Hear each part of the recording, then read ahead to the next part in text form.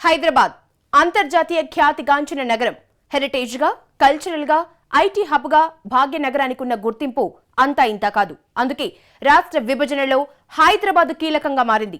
దాని చుట్టే రాజకీయాలన్నీ తిరుగుతున్నాయి. ఇప్పుడు ఐటీఐఆర్ ప్రాజెక్టు రాకతో సిటీ మరోసారి హాట్ టాపిక్ గా మారింది. ఇంతకీ ఐటీఐఆర్ ప్రాజెక్టుతో హైదరాబాద్ కు జరిగేదేంటి? రాజకీయాలన్నీ ఐటీఐఆర్ ప్రాజెక్టు వైపు టర్న్ అవడానికి కారణమేంటి? ఐటీఐఆర్ తో సిటీ రూపురేఖలు మారిపోతాయా? హైదరాబాద్ ఇండియాకు సిలికాన్ వ్యాలీగా మారుతోందా? దీనిపై విసిక్ స్పాట్లైట్.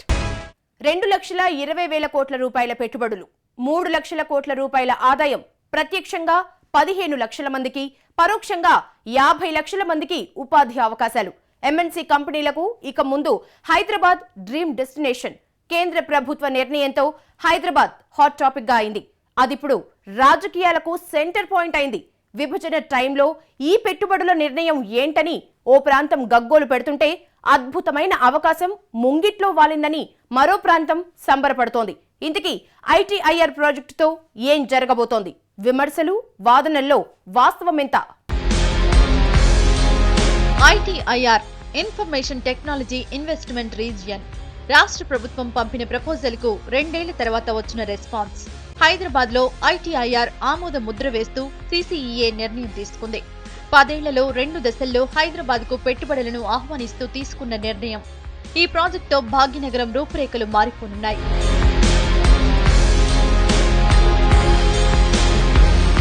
సిటీ చుట్టూ ఐటీ కారిడార్ ని విస్తరించేందుకు 50,000 ఎకరాలను కేటాయిస్తూ రాష్ట్ర ప్రభుత్వం 2 ఏళ్ల క్రితం నిర్ణయం తీసుకుంది. పెట్టుబడుల కోసం కేంద్రానికి ప్రపోజల్స్ పంపింది. దానికిప్పుడు ఆమోద ముద్ర పడింది. అప్రూవల్ అయితే వచ్చింది. కానీ దాని చుట్టూ చక్కర్లు కొడుతున్న రాజకీయాలే ఇప్పుడు హాట్ టాపిక్. రాష్ట్ర విభజనకు కేంద్రం ఓకే చెప్పింది. విభజన నిర్ణయంతో ఎన్నో సమస్యలు ముందుకొచ్చాయి. నీళ్లు, నిధులు, పవర్, పెట్టుబడులు, అప్పులు, ఆందోళనలు. వీటన్నింటికన్నా చాలా ప్రాంతాలకు సెటిల్మెంట్ల అటాచ్మెంట్ ఉన్న హైదరాబాద్ పైనే అందరి దృష్టి పడింది. దానిపై కేంద్రం ఎలాంటి నిర్ణయం తీసుకుంటుందన్న దానిపై ఎన్నో చర్చలు జరిగాయి. మరెన్నో ఫార్ములాలు బయటకు వచ్చాయి. కానీ 10 జిల్లాల తెలంగాణకు కేంద్రం సిద్ధమైంది. ఇలాంటి కీలక తరుణంలో హైదరాబాద్ కు ఐటీఐఆర్ ప్రాజెక్ట్ ను ఆమోదించడం అసలు ట్విస్ట్. విభజనతో తెలంగాణకు హైదరాబాద్ ను కేటాయించడం బోనస్ అయితే, ఐటీఐఆర్ ప్రాజెక్ట్ పెద్ద గిఫ్ట్. ఐటీఐఆర్ గ్లోబల్ కంపెనీలన్నీ హైదరాబాద్ లో కొలువు తీరుతాయి. దాంతో తెలంగాణకు అద్భుతమైన ఉపాధి అవకాశాలు వస్తాయని అంచనా. అన్ని కంపెనీల యొక్క సీఈఓలు వరల్డ్ ఓవర్ ఉండేటువంటి వరల్డ్ సీఈఓస్ ఆర్గనైజేషన్ ప్రపంచంలో 2వ ఉత్తమమైనటువంటి ప్లేస్ పెట్టుబడులు పెట్టడానికి హైదరాబాద్ అని చెప్పి మనకు కితాబ్ ఇచ్చింది. చైనాలో షాంజన్ అనే ఒక నగరం ఉంది. అక్కడ ప్రపంచంలోనే అతిపెద్ద హార్డ్వేర్ పార్క్ ఉంది. అక్కడ హైదరాబాద్కి వచ్చిన ఐటీఐఆర్ ఏదైతే ఉందో 2 కలిపి హైదరాబాద్కి వచ్చింది. హార్డ్వేర్ ఉంటుంది, సాఫ్ట్వేర్ ఉంటుంది, 2 కూడా ఉంటాయి. రేపు తెలంగాణ ఆర్థిక పరిస్థితికి జీవనాడేది. ఐటీఐఆర్ తో సుమారు 2.19 లక్షల కోట్ల పెట్టుబడులు రాబోతున్నాయి. దశల వారీగా జరిగే విస్తరణతో 3 లక్షల కోట్ల రూపాయల ఆదాయం వస్తుందని అంచనా. దాంతో పాటు ప్రత్యక్షంగా 15 లక్షల మందికి, పరోక్షంగా మరో 55 లక్షల మందికి ఉపాధి దొరుకుతుందని అంచనా. 15 నుంచి 20 లక్షల ఉద్యోగాలు డైరెక్ట్ గా వస్తాయి. పిల్లలకు దాదాపు 35 నుంచి 50 లక్షల మందికి ఇండైరెక్ట్ ఎంప్లాయ్మెంట్ వస్తుంది. Hyderabad will become the silicon valley of India. భారతదేశం సిలికాన్ వ్యాలీ కాబోతుంది రేపు హైదరాబాద్ నగరం. 60-70 లక్షల మందికి ఉపాధి ఉద్యోగమే దొరికితే హైదరాబాద్ ఇప్పుడు దాంతో ఇండస్ట్రీ పెరుగుతుంది. ఐటీఐఆర్ ప్రాజెక్ట్ సంగతి పక్కన పెడితే, దానివల్ల వచ్చే పెట్టుబడులు, ఉపాధి అవకాశాలపై ఇప్పుడు పెద్ద చర్చ జరుగుతోంది. తమకు అన్యాయం చేసేందుకే కేంద్రం ఈ ప్రాజెక్టును చేపట్టిందని సీమాంధ్ర నేతలు ఆరోపిస్తున్నారు. విభజన నిర్ణయం అమలు చేయకముందే పెట్టుబడుల నిర్ణయం తీసుకోవడంపై ఆ ప్రాంత నేతలు మండిపడుతున్నారు. ఎలాంటి ఇది లేకుండా మీ పిల్లలు కూడా ఉద్యోగాలు వచ్చేదానికి మేము ఒక ఏర్పాటు చేస్తున్నాము, మీరు శాంతించండి అని చెప్పేదాని బదులు ఇవాళ మళ్ళా మొట్టమొదటిసారిగా 2 లక్షల కోట్ల 17,000తో ఒక ఐటీ సెంటర్ని ఇక్కడ చేస్తామనేటువంటి మాట చెప్పటం. పెద్దలే ఆ రకంగా ఎప్పుడు పడితే అప్పుడు బయటికి చెప్పిన దాని ఫలితంగా మంచి ఫలితాలు బదులు చెడు ఫలితాలు. హైదరాబాద్ మాది, మీరు ఇల్లు ఖాళీ చేసి పొమ్మంటూ ఉంటే, ఓ పక్క ఉపాధి అంతా కొన్ని వేల కోట్ల ఉపాధులకు ఇస్తూ ఉంటే, మమ్మల్ని పొమ్మంటూ ఉంటే, మీరు ఇంకా వాళ్ళని ఉద్యమాలు బాగా చేయండి, ఇంకా మీ ఉద్యోగాలు పెరుగుతున్నాయని చెప్పడం. హైదరాబాద్లో ఒకదానితో వస్తూ ఉంటే మేము ఎలా ఒప్పుకుంటూ ఉంటే హైదరాబాద్ వదిలేసి వచ్చేయడానికి చెప్పనండి సోనియా గాంధీ గారిని, చెప్పనండి షిండే గారిని. మీరేమో కొన్ని వేల కోట్లు పెట్టుబడి పెట్టి ఉపాధి పెంచి అక్కడేమో ఆర్థిక సిటీని దాన్ని ఫైనాన్స్ సిటీ చేస్తూ ఉంటే, ఓ పక్క మా ప్రాజెక్టులని తొక్కేస్తూ ఉంటే, చిన్న ప్రాజెక్టు మాకు క్లియర్ చేయకపోతే ఎందుకు సాబర్లో మేము బతకాలి? మరోవైపు తెలంగాణ వాదులు దీన్ని స్వాగతిస్తున్నారు.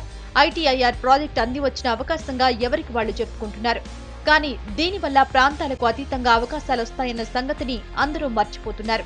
శాంక్షన్ కావటం ఆంధ్రప్రదేశ్లో ఉన్నటువంటి ప్రతి తెలుగు వారందరికీ కూడా నిజంగా చాలా ఆనందదాయకం అని చెప్పి ఈ సందర్భంగా తెలియజేస్తూ 2,18,000 కోట్ల రూపాయలు పెట్టుబడులు మన హైదరాబాద్ నగరానికి చుట్టుపక్కల రావటం, దాని ద్వారా ఈనాడు మన రాష్ట్రంలో ఉన్నటువంటి అనేకమైనటువంటి ఇంజనీరింగ్ కళాశాలల్లో శిక్షణ పొంది ఉద్యోగ అవకాశాల కోసం ఎదురు చూస్తున్నటువంటి నిరుద్యోగ యువతకి ఇది ఒక చక్కని అవకాశం అని చెప్పి ఈ సందర్భంగా తెలియదు. ఏదేమైనా విభజన నిర్ణయంతో పాటే ఐటీఐఆర్ ప్రాజెక్టు రావడం హైదరాబాద్ పై మరింత ఆసక్తిని పెంచింది. విభజనతో పెట్టుబడులన్నీ వెనక్కి వెళ్లిపోతాయన్న ఆందోళనల మధ్య కేంద్రం తీసుకున్న నిర్ణయంతో ఐటీ సెక్టార్ కు మరోసారి ఊపొచ్చింది.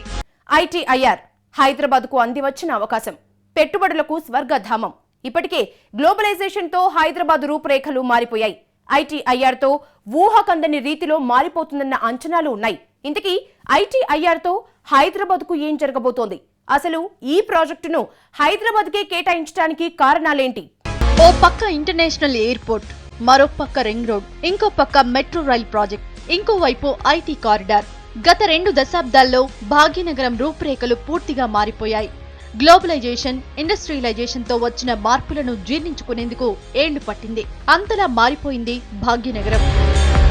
ఐటీ హబ్ గా ఇప్పటికే బెంగళూరుతో పోటీ పడుతోంది హైదరాబాద్. గత 4 ఏళ్లుగా ఉద్యమాలతో అభివృద్ధి ఆగిపోయింది. పెట్టుబడులకు బ్రేకులు పడ్డాయి. కొన్ని సంస్థలు హైదరాబాద్ నుంచి షిఫ్ట్ అయ్యాయి. ఐటీ సంస్థలను ఓసారి తిరిగి చూసుకునేలా చేసింది హైదరాబాద్. కానీ విభజన నిర్ణయంతో పరిస్థితి మారింది. దానికి తోడు ఇప్పుడు ఐటీఐఆర్ ప్రాజెక్టుతో ఊపు వచ్చింది. దేశంలో ఐటీ ఇండస్ట్రీలో రాష్ట్రానిది 4వ స్థానం. హైదరాబాద్ లో కొలువైన 1,268 ఐటీ కంపెనీల్లో సుమారు 3,19,000 మంది ఉద్యోగులు పనిచేస్తున్నారు. ఐటీ కంపెనీల రాకతో కీలకమైన ఈ గవర్నెన్స్ ప్రాజెక్టులు చేపట్టింది ఆంధ్రప్రదేశ్. ఐటీ ఎగుమతుల్లో రాష్ట్ర వాటా 12.4%, దేశ ఐటీ ఉపాధిలో రాష్ట్ర వాటా 11.4%, జీడీపీలో రాష్ట్ర ఐటీ వాటా 0.85%. ఇక రాష్ట్ర ఐటీ ఎగుమతుల విలువ 40,000 కోట్లకు పైనే. ఎలక్ట్రానిక్ ఇండస్ట్రీ పరంగా దేశంలో 5వ స్థానంలో ఉంది రాష్ట్రం. ఈ క్వాలిఫికేషన్స్ తో హైదరాబాద్ లో ఐటీఐఆర్ కు కేంద్రం పచ్చజెండా ఊపింది. Many talented resources from Telangana and Hyderabad are going to have a bright future in Hyderabad. So ITIR is a best example for that, and many brand corporates are also focusing on Hyderabad in India. Job growth will be like the first phase of ITIR is going to be completed by 2018, and by 2018 we are going to expect at least 6 to 7 lakhs of jobs in this due course of time. అద్భుతమైన అవకాశాలు, అందుబాటులో మౌలిక వసతులు, దానికి తోడు అంతర్జాతీయ విమానాశ్రయం, ఇప్పటికే సిటీ చుట్టూ రెడీ అయిన రింగ్ రోడ్లు, ఇప్పుడిప్పుడే రెడీ అవుతున్న మెట్రో రైల్ ప్రాజెక్ట్, ఇలా ఏ రకంగా చూసినా ఎంఎన్సీ కంపెనీలకు దేశంలో ది బెస్ట్ డెస్టినేషన్ హైదరాబాద్. అందుకే కేంద్రం ఐటీఐఆర్ ప్రాజెక్ట్ ను హైదరాబాద్ కు కేటాయించింది. అడ్వాంటేజ్ అండ్ దీనికి ఇంకో అడ్వాంటేజ్ ఏంటంటే రీసెంట్ సెంట్రల్ గవర్నమెంట్ డిక్లేర్ చేసి ఐటీఆర్ రీజన్లకి డిక్లేర్ చేసినాక we have more and more opportunities for the new talent here. And ఇక్కడ కొన్ని రీసెంట్గా టైంలో చూస్తే మనకు అప్పుడు చాలామంది అంటున్నారు లైక్ తెలంగాణ ఫామ్ అయినాక ఆపర్చునిటీస్ తగ్గిపోతాయని. అలా ఏం లేదు, ఎందుకంటే మన చూసుకుంటే 2010లో మన మూమెంట్ చాలా తెలంగాణ ఎడ్యుకేషన్ చాలా పీక్ లెవెల్లో ఉండే. అప్పుడు కూడా కొన్ని చాలా పెద్ద companies like one of the top 5 to 10 companies in world. ITIR project కోసం ఇప్పటికే సిటీ చుట్టూ 5 క్లస్టర్లను ప్రతిపాదించారు. వాటిలో అభివృద్ధి చెందని గ్రీన్ ఫీల్డ్స్, ఇప్పటికే అభివృద్ధి చెందిన బ్రౌన్ ఫీల్డ్స్ ను గుర్తించి అభివృద్ధి చేశారు. ఐటీఐఆర్ ప్రాజెక్ట్ ను అభివృద్ధి చేసేందుకు R and B, national highway authority, town planning, railway డిపార్ట్మెంట్లను అలర్ట్ చేసింది ప్రభుత్వం. మౌలిక వస్తువుల కల్పనకు గల సాధ్యాసాధ్యాలతో నివేదికకు ఆదేశించింది. పూర్తి స్థాయి అధ్యయనం తర్వాత కార్యాచరణ మొదలవుతుంది. ఈ ప్రాజెక్టు కోసం 3,275 కోట్లతో రేడియల్ రోడ్లను అభివృద్ధి చేయడంతో పాటు మెట్రో రైల్ ప్రాజెక్టును ఫలక్నామా నుంచి శంషాబాద్ ఎయిర్పోర్ట్ దాకా విస్తరించాలని నిర్ణయించారు. ఐటీఐఆర్ ప్రాజెక్టు 2 దశల్లో పూర్తి చేయాలన్నది లక్ష్యం. 2018 వరకు మొదటి దశ, ఆ తర్వాత నుంచి 2035 వరకు రెండో దశ. ఈ ప్రాజెక్టులో అధిక వాటా రాష్ట్రాలదే. అయితే ప్రాజెక్టు పూర్తయ్యే క్రమంలో కేంద్రం సాయం కూడా అందుతుంది. అందులో భాగంగా రవాణా అభివృద్ధి, మౌలిక వస్తువుల కల్పన కోసం సుమారు 5,000 కోట్లను కేంద్రం భరించనుంది. డెవలప్డ్ సిటీ దాని ఆల్రెడీ ఇంతకుముందు నుంచి డెవలప్ సిటీ ఉంది కాబట్టి ఆల్రెడీ కంపెనీస్ వచ్చేసి ఇక్కడ స్థాపించాయి. దాని తర్వాత ఇప్పుడు ప్రెజెంట్ వచ్చేసి మన ఇప్పుడు ఐటీ హబ్ కానీ ఐటీ డీల్ హబ్ మెయిన్ దీనికి తెలంగాణ వచ్చిన తర్వాత కూడా ఎఫెక్ట్ కాకుండా రీసెంట్గా IT deal hub already central నుంచి మనకి ఇక్కడ అప్రూవ్ అయింది. ప్లస్ ఇంకోటి ఏంటంటే అనిమేషన్ అండ్ గేమింగ్ సెంటర్, అది కూడా దీనికి ఎఫెక్ట్ కాకుండా, తెలంగాణ ఎఫెక్ట్ కాకుండా 32 ప్రపంచవ్యాప్తంగా ఉన్న దేశాలన్నీ ఇందులో రిజిస్టర్ కూడా అయ్యాయి. ఇక ఈ భారీ ప్రాజెక్టుకు విద్యుత్ కూడా చాలా కీలకంగా మారింది. 3 జిల్లాల్లో 50,000 ఎకరాల్లో చేపట్టనున్న ఐటీఐఆర్ ప్రాజెక్టుకు సుమారు 3,400 మెగావాట్ల విద్యుత్ అవసరమని అంచనా వేశారు. దానికోసం 6 220 kV సబ్స్టేషన్లను ఏర్పాటు చేయాలని ప్రతిపాదించారు. 5 జోన్లు, అద్భుతమైన ఇన్ఫ్రాస్ట్రక్చర్, సిటీకి 50 కిలోమీటర్ల పరిధిలో ఐటీ కారిడార్లు, ఎక్కడి నుంచైనా కేవలం 40 నిమిషాల్లోనే చేరేలా రవాణా వ్యవస్థ, అందమైన పార్కులు, అండర్ గ్రౌండ్ డ్రైనేజీ వ్యవస్థ, పచ్చదనం, పరిశుభ్రత. ఐటీఐఆర్ ప్రాజెక్టుతో సాకారమయ్యే కలలివన్నీ. ఈ ప్రాజెక్టుతో సిటీ రూపురేఖలు మారిపోబోతున్నాయి. ఒక్క హైదరాబాద్కే కాదు, సిటీ చుట్టూ ఉన్న 3 జిల్లాల్లో పరిస్థితి పూర్తిగా మారిపోనుంది. హైటెక్ సిటీ ఐటీ హబ్ అంటే సైబరాబాద్ గుర్తుకొస్తుంది. హైటెక్ సిటీకి కొన్ని కిలోమీటర్ల పరిధిలో మణికొండ, మాదాపూర్, గచ్చిబౌలి లాంటి కొన్ని ప్రాంతాల్లో ఐటీ కంపెనీలన్నీ కొలువై ఉన్నాయి. ఈ ఒక్క ఏరియాలోనే సుమారు 1,200 ఐటీ కంపెనీలున్నాయి. వాటిలో సుమారు 3,20,000 మంది ఉద్యోగులు పనిచేస్తున్నారు. వాళ్లంతా హెచ్ఎండిఏ పరిధిలో 50 కిలోమీటర్ల దూరం నుంచి ప్రయాణించాల్సిన పరిస్థితి.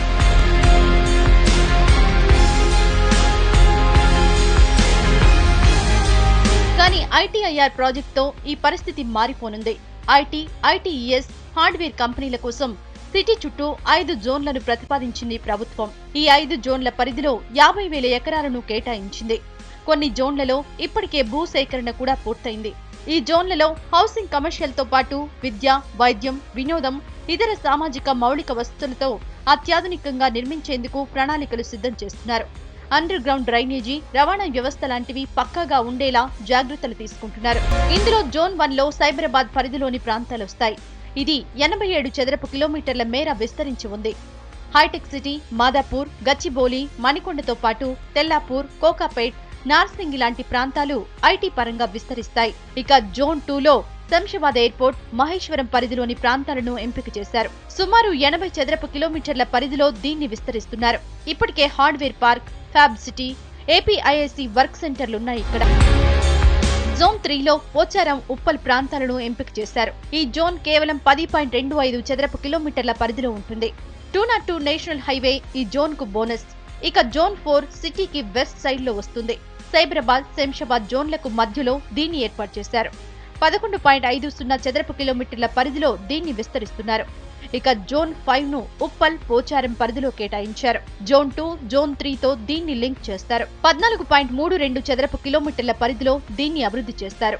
ఫ్యూచర్ లో ఇక్కడే శాటిలైట్ టౌన్షిప్ ను నిర్మించాలన్నది మరో ప్లాన్. ఐటీఐఆర్ ప్రాజెక్టులో భాగంగా సిటీని గ్రీన్ గా ఉంచేందుకు అవసరమైన అన్ని చర్యలను తీసుకోవాలన్నది ఒక లక్ష్యం. పొల్యూషన్ ను తగ్గించి రోడ్ కనెక్టివిటీ పెంచాలన్నది మరో ఉద్దేశం. ఇక చారిత్రక కట్టడాల పరిరక్షణకు ఈ ప్రాజెక్టు పెద్దపీట వేస్తుందని చెబుతున్నారు. 2035 నాటికి 2 దశల్లో పూర్తయ్యే ఈ ప్రాజెక్టుతో చాలా లక్ష్యాల్ని సాధించాలనుకుంటోంది ప్రభుత్వం. జీడీపీలో వృద్ధి రేటును 7.5% పెంచాలన్నది ఈ ప్రాజెక్టు అసలు ఉద్దేశం. అప్పటికి రాష్ట్ర ఐటీ వాటా 20% పెంచాలి.